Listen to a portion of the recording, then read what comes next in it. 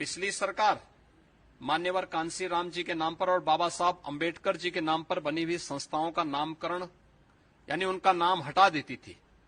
हमारी सरकार ने यहां पर अपने उन स्थलों पर विकास के उन कार्यक्रमों को आगे बढ़ाया। देश की पहली रैपिड रेल दिल्ली मेरठ के बीच में चलने वाली है।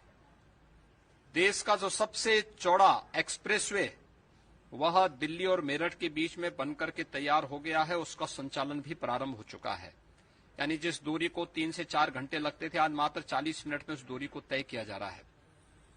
सहारनपुर में मां शाकंभरी के नाम पर विश्वविद्यालय, मेरठ में हॉकी के जादूगर मेजर ध्यानचंद जी के नाम पर स्पोर्ट्स यूनिवर्सिटी, अलीगढ़ में जाट आइकॉन जिन्होंने 1915 में ब्रिटिश कालखंड के दौरान भी भारत की एक स्वायत्त सरकार अफगानिस्तान के अंदर गठित कर दी थी, ऐसे राजा महेंद्र प्रताप सिंह जी के नाम पर एक विश्वविद्यालय की स्थापना।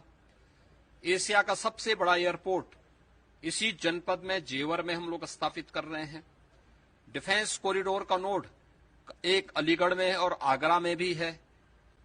विकास की योजनाओं को जन जन तक पहुंचाना, सुरक्षा का एक बेहतर वातावरण देना, आस्था का सम्मान करना, गन्ना किसानों के गन्ना मूल्य का भुगतान। सपा बसपा कांग्रेस के शासनकाल में जितना गन्ना मूल्य का भुगतान नहीं हुआ था, उससे ज्यादा गन्ना मूल्य का भुगतान हमारी सरकार ने 5 वर्ष के दौरान 1,54,000 करोड़ रुपए का गन्ना मूल्य का भुगतान भी गन्ना किसानों को किया है। यानी बिना भेदभाव के विकास की योजनाओं को पहुंचाना, भेदभाव रहित पारदर्शी भर्ती की प्रक्रिया को संपन्न करके योजनाओं का लाभ देना और सबका साथ सबके विकास के मंत्र को अंगीकार करते हुए विकास की योजनाओं को मजबूती के साथ आगे बढ़ाने का कार्य हमारी सरकार ने और डबल इंजन की सरकार ने किया है। आपने देखा होगा कि 5 वर्ष तक दंगाई और पेशेवर अपराधी या तो प्रदेश छोड़ के भाग चुके थे या फिर वे जो हैं अपनी बेल रिजेक्ट करके जेलों में जा चुके थे। लेकिन जैसे चुनाव की सुगबुगाहट हुई, समाजवादी पार्टी की पहली सूची किन लोगों को, सहारनपुर के दंगाई, मुजफ्फरनगर के दंगाई, कैराना में हिंदू व्यापारियों के पलायन के लिए जिम्मेदार अपराधियों को, बुलंदशहर और स्याना में लोनी तक में जिन प्रकार के लोगों को इन्होंने टिकट दिया है, ये चीजें दिखाती हैं कि अपनी आपराधिक मानसिकता, तमंचावादी मानसिकता और माफियावादी मानसिकता से ये राजनीतिक दल समाजवादी पार्टी हो या कांग्रेस हो, ये उभर नहीं पाई हैं। ये प्रदेश के विकास को बाधित करने के लिए, प्रदेश में फिर से माफियावाद लाने की दिशा से इस प्रकार की शरारतपूर्ण कार्रवाई कर रहे हैं।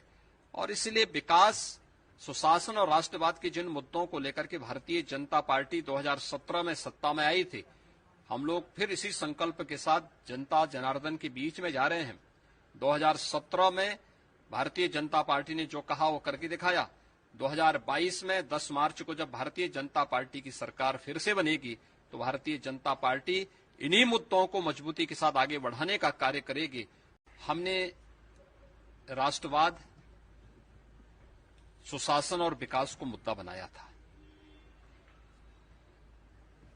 प्रदेश के अंदर उससे पहले वंशवाद और परिवारवाद की जो राजनीति थी, वह न केवल वंशवाद और परिवारवाद को बढ़ावा देकर के प्रदेश के लोगों को का शोषण कर रही थी, यहाँ के गरीबों का, यहाँ के किसानों का, यहाँ के नौजवानों का, बल्कि असुरक्षा का भी एक माहौल प्रदेश के अंदर था। हर तीसरे दिन प्रदेश में एक दंगा होता था। विकास, जब दंगे होंगे, कर्फ्यू लगेगा तो विकास स्वतः ही रुक जाएगा। और जब बेईमानी और भ्रष्टाचार जीन का हिस्सा बन जाएगा तो स्वाभाविक रूप से सुशासन के लक्ष्य को आप दूर दूर तक प्राप्त नहीं कर सकते। ये परिवारवादी, वंशवादी लोग यही करते थे उत्तर प्रदेश के अंदर। समाजवादी पार्टी आज बैकफुट पर आ चुकी है अपनी पहली सूची के बाद। अब उनकी हिम्मत नहीं हो पा रही कि अगली सूची वो जारी कर सकें, क्योंकि किसकी करें किसकी न करें। और अगर करते हैं, जिन जैसे पेशेवर माफिया और अपराधियों को इन्होंने पहली सूची में स्थान दिया, अगर ऐसे ही करते करते हैं तो जनता के सामने इनको मुंह दिखाने की स्थिति नहीं होगी।